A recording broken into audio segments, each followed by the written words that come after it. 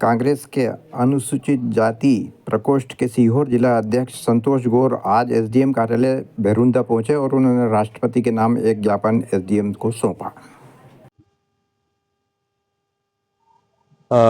किस मुद्दे को लेकर आपने ये ज्ञापन दिया है? ये हमारे कांग्रेस अनुसूचित जाति विभाग के राष्ट्रीय अध्यक्ष राजेंद्र गौतम जी के निर्देश पर पूरे मध्य प्रदेश में जिला मुख्यालय एसडीएम मुख्यालय पर श्री बी.आर. गवई साहब जो मुख्य न्यायाधीश के ऊपर जूता फेंककर उनको अपमानित, उन पर हमला करने का कार्य किया है, उसके विरोध में महामहिम राष्ट्रपति महोदय को सौंपा है।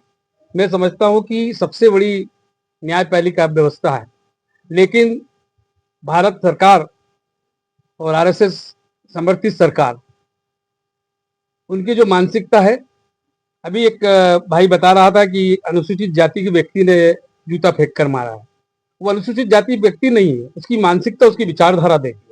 एक तरफ बाबा साहब डॉक्टर अंबेडकर की विचारधारा है, एक तरफ गांधी जी की विचारधारा है, एक तरफ जवाहरलाल नेहरू की विचारधारा और एक तरफ आरएसएस की विचारधारा, जो आज भी हिंदू राष्ट्र बनाना चाहती है, जहां पर आप हिंदू राष्ट्र व्यवस्था देख सकते हैं। मैं आपको बताना चाहता हूं कि भारत के इतिहास में आज एक आईपीएस पूरण कुमार जी ने आत्महत्या करी। ये आत्महत्या किस सोच की वजह से करी? ये आरएसएस की सोच की वजह से करी। अपमानित किया गया। एक आईपीएस जो साउथ का रहने वाला, हरियाणा में नौकरी करता है, वो आत्महत्या क्यों करेगा? आईपीएस एक बहुत बड़ा पद होता है, लेकिन उसने आत्महत्या की।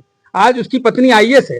ये मानसिकता का सवाल है, और ये मानसिकता इस देश को मिटाने का काम कर रही है, संविधान को मिटाने का काम कर रहे हैं। हम लोग इस देश को, हमारी पार्टी राहुल गांधी जी ने कहा है, इस देश के संविधान को बचाना है, इस देश के अस्तित्व को बचाने का काम। मैं आपको बताना चाहता हूँ, ऐसा काम तो अंग्रेजों के शासन में नहीं हुआ, मुगलों के शासन काल में नहीं हुआ, कि जिस सेना में भर्ती, जिसकी सेना में जो भर्ती होता था, वो सेनापति या सैनिक आत्महत्या कर ले।